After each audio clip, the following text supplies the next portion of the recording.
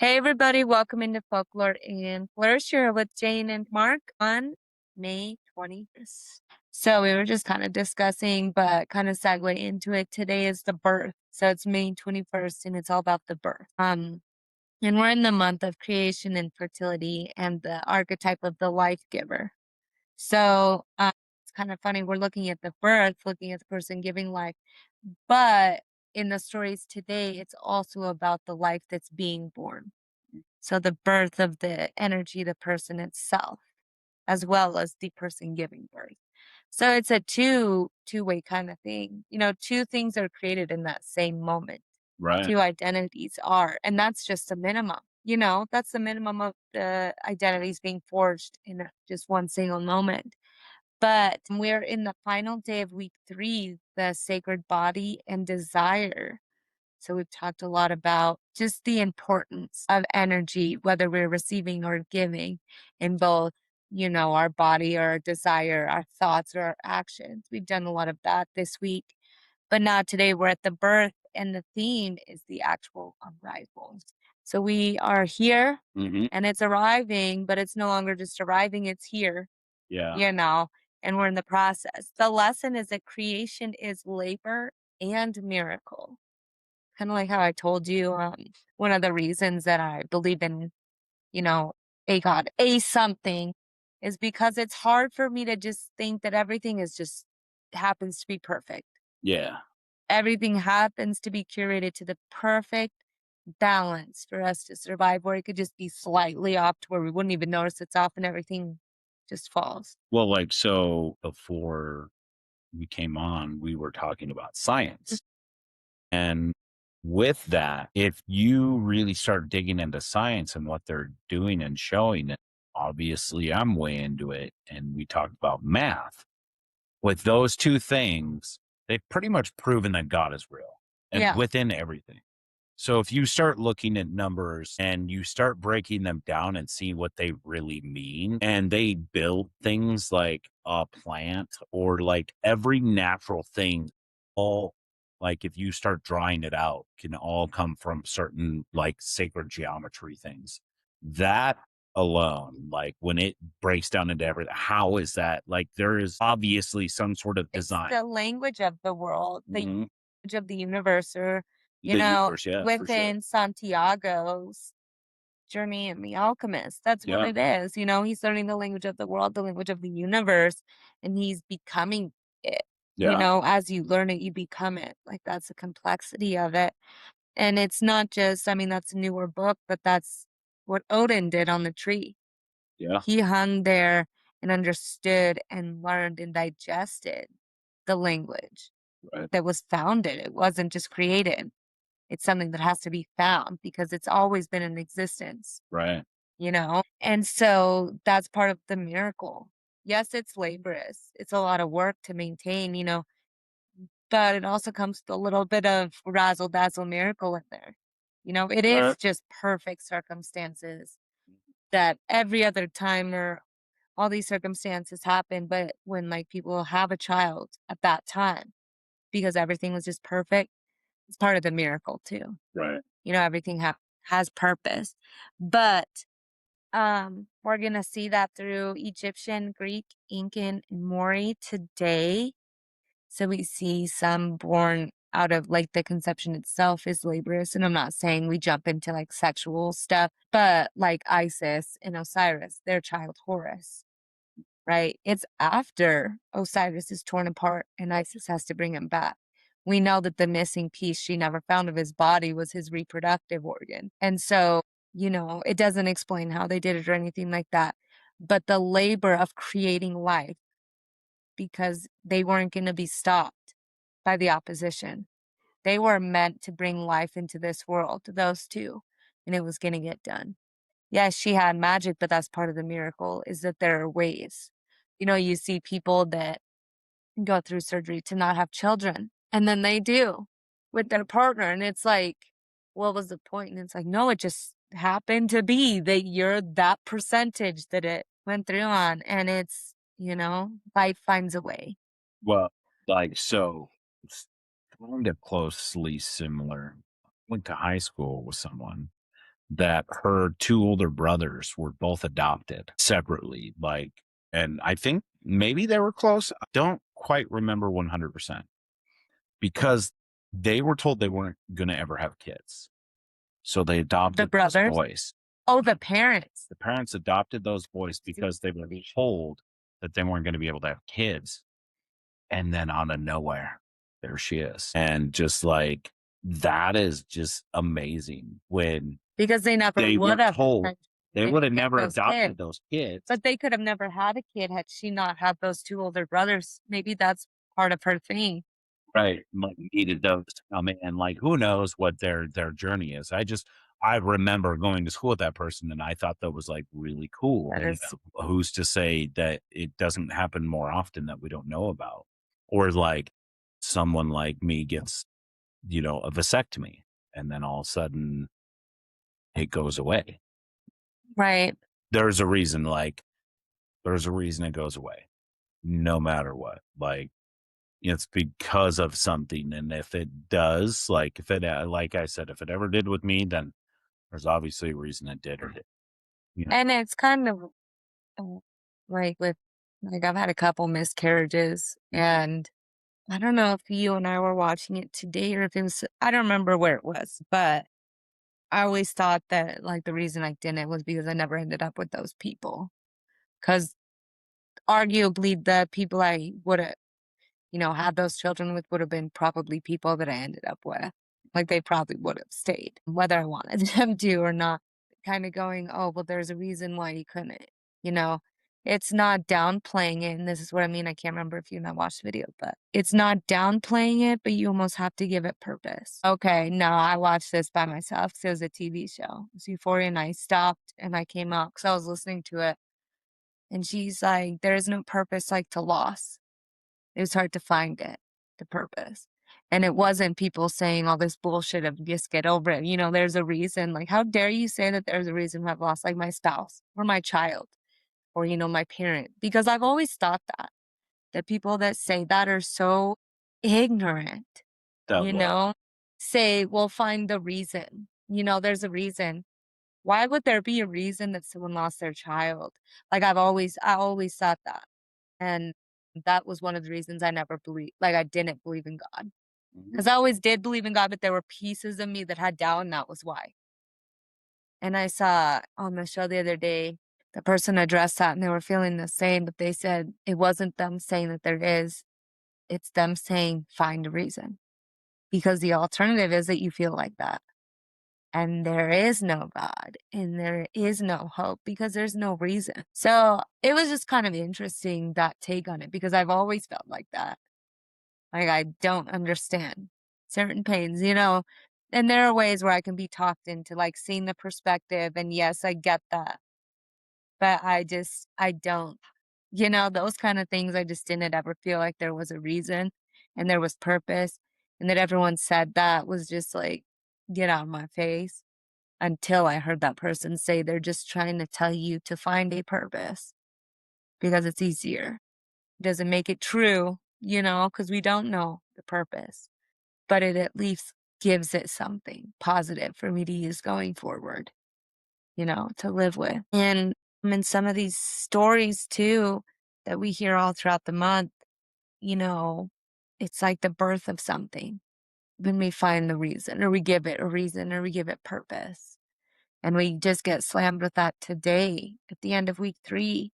And so we get to think with these stories of, what am I bringing forth? So what am I bringing forward? Is it a change of perspective? Is it like getting better at listening? Is it giving more? Is it receiving more? What am I bringing forth right now? So we're going to think about that with our stories today. But also, sorry, I just went on a rant. no, Well, today we're going to hold our belly or our chest quietly. Okay, so what that kind of just means is to be in stillness while you're doing it. Yes, you're still breathing and all of that. You're going to acknowledge what has come into being. So just holding yourself and acknowledging what has come into being. So whether it's you, or whether you want to acknowledge like your belly, and like when you've given birth, like for any people that have as well. because bodies are vessels. Yeah. We know that. I just wasn't sure if you want to put this piece in a different part. So then we're gonna today, what am I bringing forth? And then we're gonna hold our belly or chest, like in that stillness, and then we're just gonna fully acknowledge what came into being. And then we're gonna welcome what is emerging without minimizing its effort or significance. So we got to stop minimizing things, regardless of what they are. But that also goes on the flip side. Acknowledge it and carry it forward, take Right. that. But with that, that's all that I have for you guys on this final day of week 3 with the birth. So see you guys. But yeah,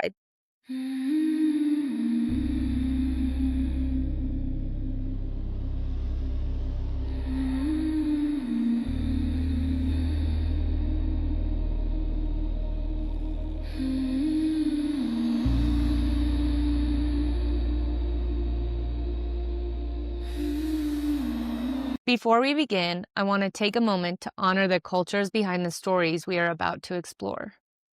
The tales shared here come from many peoples, lands, and traditions. I do not change these stories to fit modern expectations or to align with today's social standards. Instead, I present them as they were told, sometimes beautiful, sometimes harsh, sometimes challenging. We are not here to judge the past, but to understand it, to listen, to learn, and to honor the ancestors who carried these stories forward. We also share stories from various religious traditions. These are presented in their historical and spiritual context, with respect for their beliefs that they represent. Every culture deserves respect, context, and acknowledgement, and this space is dedicated to doing exactly that.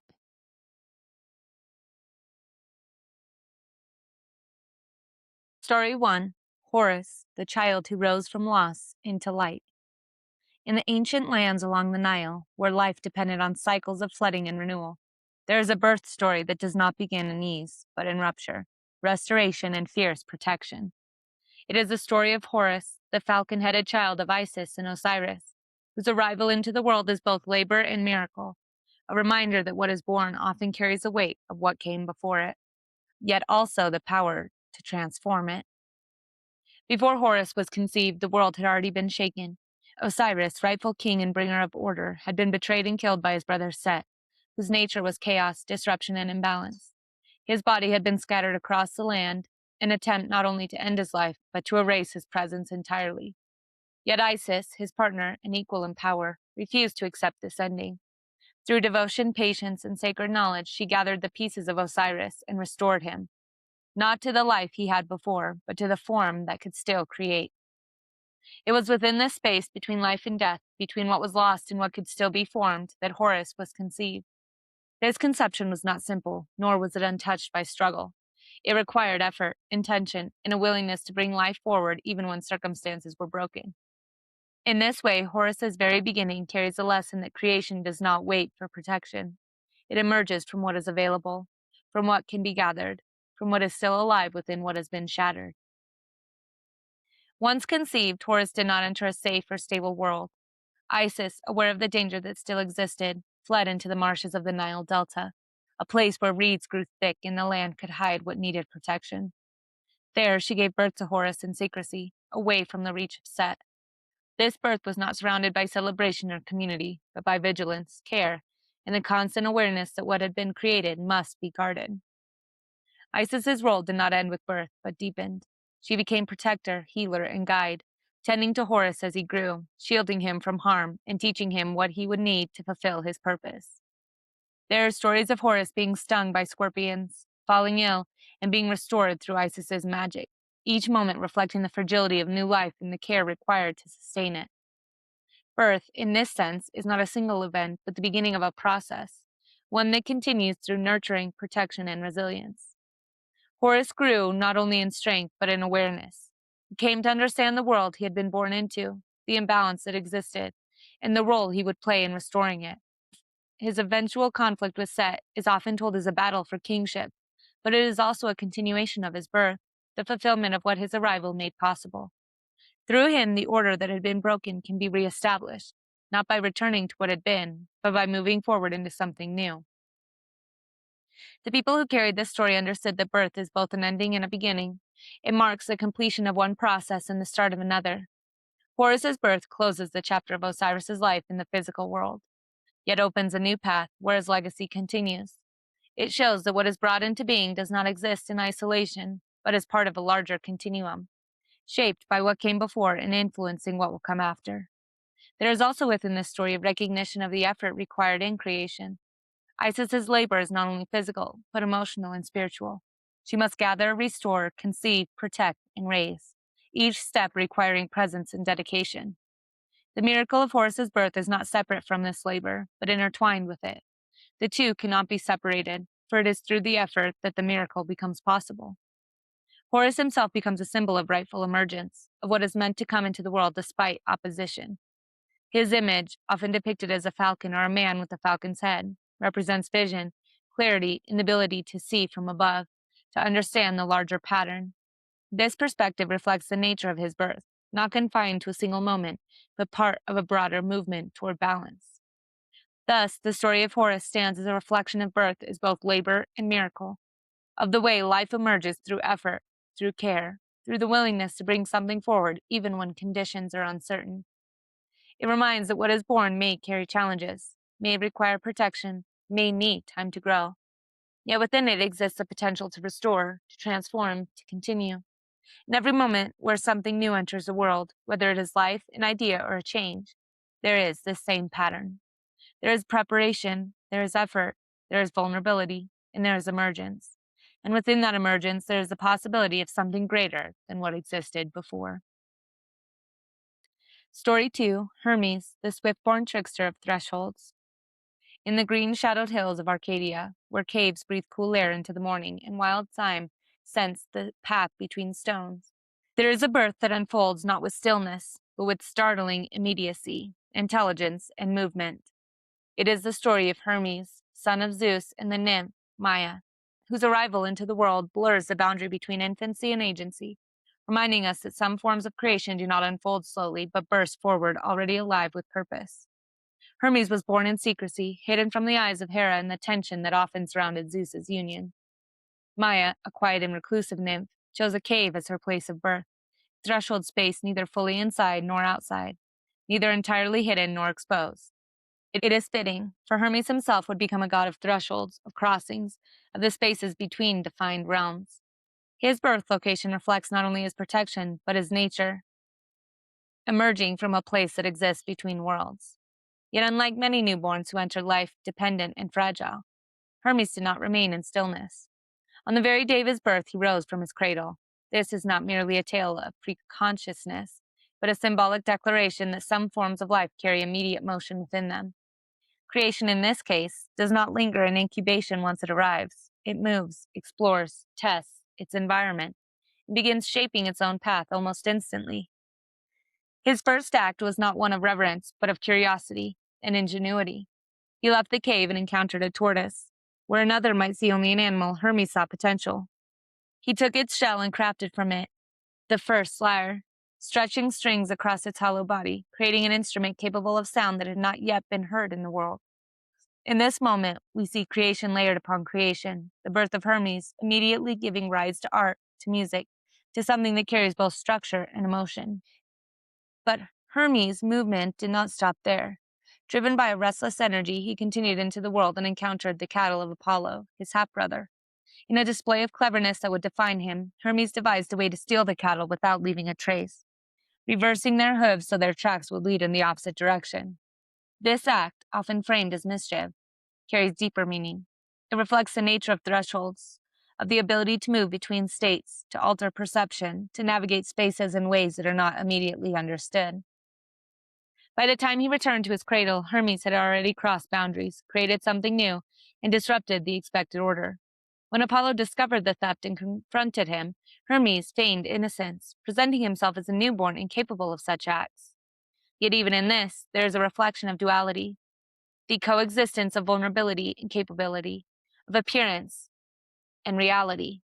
Hermes embodies the truth that what is newly born is not always simple, not always limited, but can carry complexity from its very beginning. The conflict between Hermes and Apollo did not end in punishment, but in exchange. Hermes offered the lyre he had created, and Apollo, recognizing its beauty and value, accepted it, gifting Hermes in return with the caduceus, the staff that would become a symbol of balance, communication, and mediation. This exchange transforms what began as disruption into harmony, illustrating this creation, even when it appears chaotic, can lead to balance when engaged with understanding. Hermes' birth story reveals a different aspect of arrival, one that is not slow or hidden, but immediate and active. It shows that some creations enter the world already in motion, already shaping their environment, already interacting with what exists around them. This does not diminish their depth, but highlights a different rhythm, one where emergence and action are closely intertwined. For the ancient Greeks, Hermes became a god not only of travelers and merchants, but of communication, language, and transition. He moved freely between the mortal world and the divine, between life and the underworld, guiding souls and messages alike. This role reflects the nature of his birth, not confined to a single place or state, but inherently fluid, capable of crossing and connecting realms. There is also within his story a recognition that creation does not always follow expectation. Hermes does not grow into his role gradually, but expresses it immediately. His intelligence, creativity, and adaptability are present from the moment of his birth, suggesting that what emerges into the world carries within it the blueprint of what it will become. The process of growth, then, is not about acquiring something entirely new, but about unfolding what is already present. Thus, the story of Hermes stands as a reflection of birth as dynamic arrival, as a moment where potential becomes action, where what has been formed begins to interact with the world. It reminds that not all beginnings are quiet, that some arrive with movement, with creativity, with the capacity to shape their surroundings from the very first moment. In every idea that comes suddenly, in every shift that moves us before we have time to analyze it, in every moment where something new begins already in motion, there is the echo of Hermes, a reminder that creation is not always gentle or gradual. It can be swift, intelligent, and alive from the very start, carrying us forward into new spaces before we fully understand where we are going. Story 3, Manco Cápac, the child of the sun who rose from the waters. High in the Andean world, where mountains rise like ancient guardians and lakes hold the stillness of sky within their depths, there is a story of arrival that begins not in secrecy or conflict, but in sacred emergence. It is the story of Manco Cápac, the first Sapa Inca, who was not born in the ordinary sense, but brought forth from the waters of Lake Titicaca as a living answer to imbalance, a child of the sun sent to shape the world into order and harmony. Before his emergence, humanity existed without structure. People wandered, lived without guidance, without shared understanding of how to cultivate the land or live in balance with it. The world was not empty, but it was unformed in its potential, lacking the knowledge needed to sustain life in a way that could endure. The sun god, Inti, seeing this, chose not to impose control from above, but to send forth a presence into the world, someone who would live among the people and teach them how to live well. From the sacred waters of Lake Titicaca, Manco Cápac emerged, often said to rise alongside his sister and consort, Mama Oklo. This emergence is not described as violent or sudden, but as purposeful, as if the waters themselves had been holding a potential of his existence until the moment was right. The lake, vast and reflective, becomes a womb, a place of gestation not hidden, but expansive, where creation is both seen and unseen, where life forms beneath the surface before stepping into the light. He did not emerge as a helpless infant, but as a being already capable, already carrying the knowledge he was meant to share. This reflects a different understanding of birth, one where arrival and purpose are intertwined, where what is brought into the world carries with it the seed of what it will become. Manco Cápac's presence was not just symbolic, but practical, meant to guide, to teach, to establish a way of living that would allow the people to thrive. He carried with him a golden staff, a simple yet powerful tool. Inti had instructed him to travel until he found a place where the staff would sink easily into the earth. This would be the location where he would establish a center of life, a place where the land was ready to receive what he would bring. This journey was not rushed. It required attention, patience, and the willingness to move through the world without forcing it to conform. The staff did not respond to effort alone, but to alignment, to the right relationship between tool and land. When at last the staff sank into the ground in what would become Cusco, the heart of the Incan Empire, it marked not only the end of the journey, but the beginning of a new phase of creation. There, Manco Cápac and Mama Oklo began their work, teaching the people how to cultivate crops, how to build structures, how to live in relationship with the land rather than in conflict with it. They did not impose, but instructed, offering knowledge that could be integrated rather than enforced.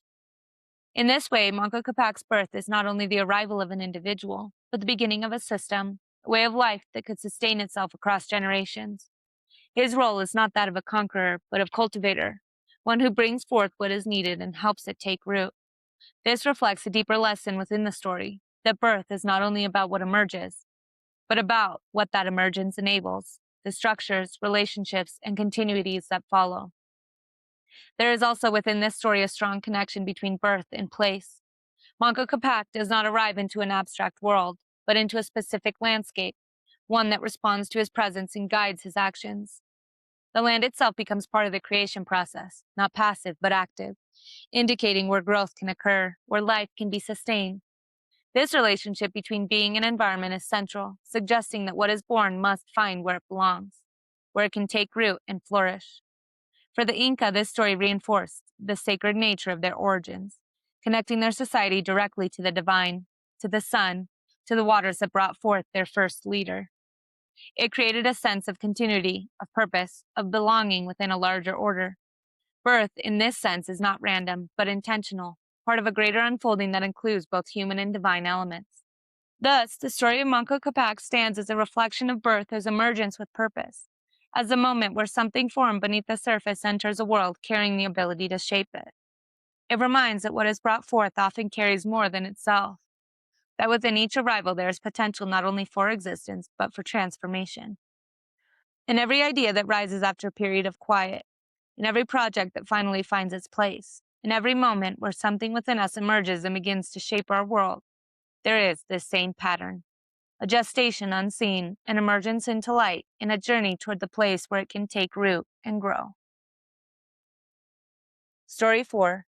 Hineahuone, the first woman formed from living earth.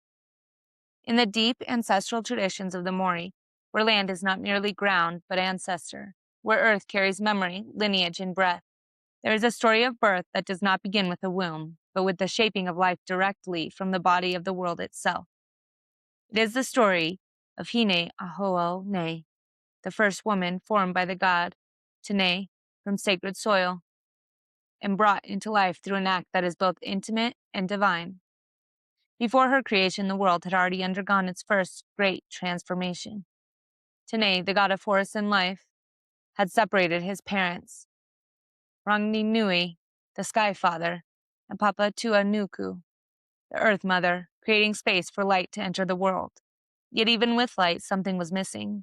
The world existed, but it did not yet hold human life, did not yet carry the specific expression of being that would connect land, spirit, and body in a new way.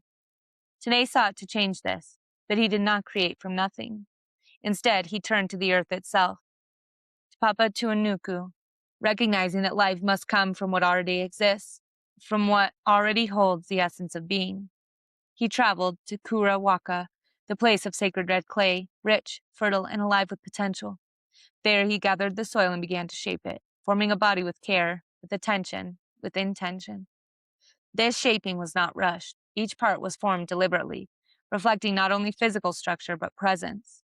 The body of Hineahuone was not an object, but a being in the process of becoming, her form emerging from the earth that had always held her potential. In this, the story reflects a profound understanding of creation, that what is brought into being is not separate from the world, but arises from it, carries it, remains connected to it.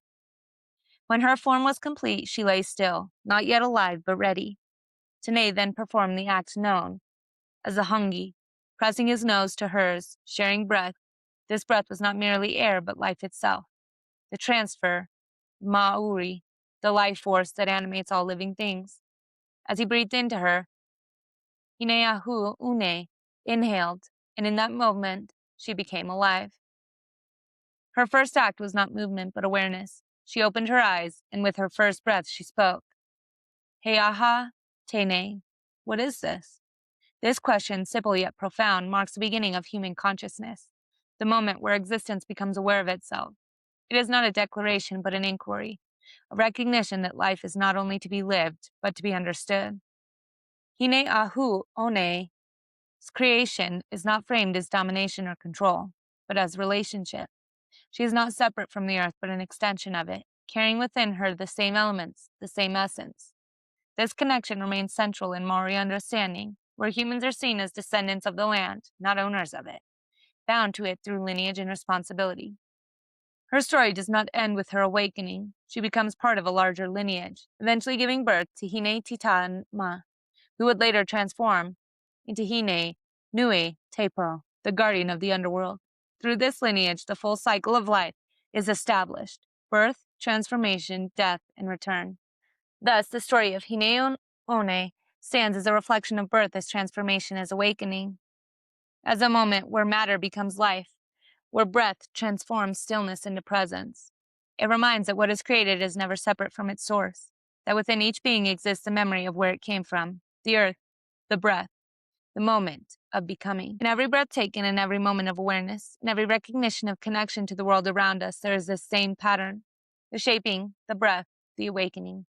And within that, the understanding that to be alive is not only to exist, but to be in relationship with the land, with others, with the life that continues to unfold.